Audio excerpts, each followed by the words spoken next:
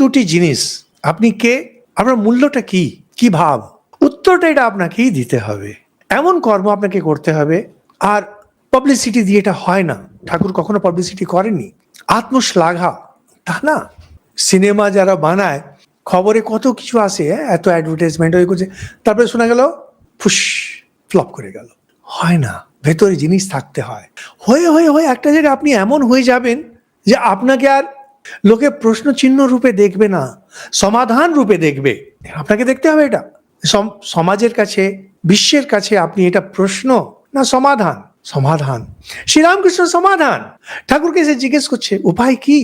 আমি একবার বলেছিলাম ক্লাসে, বাইরের সাধুদের সঙ্গে খুব বেশি মিশিনি।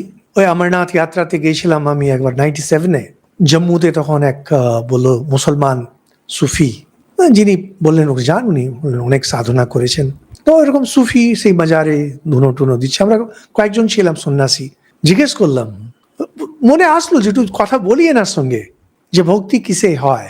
বলছেন জমিদারি যেভাবে অর্জন করা হয়, ভক্তি সেইভাবে খেটে অর্জন করা হয়। এই ঘটনাটা আমি অনেকবার বলেছি, কারণ মনকে ছুঁয়ে গেছিল আমার। কিন্তু এই যে এই ভদ্রলোক একটা সমাধান হয়ে গেছেন, এই ঠাকুর একটা সমাধান।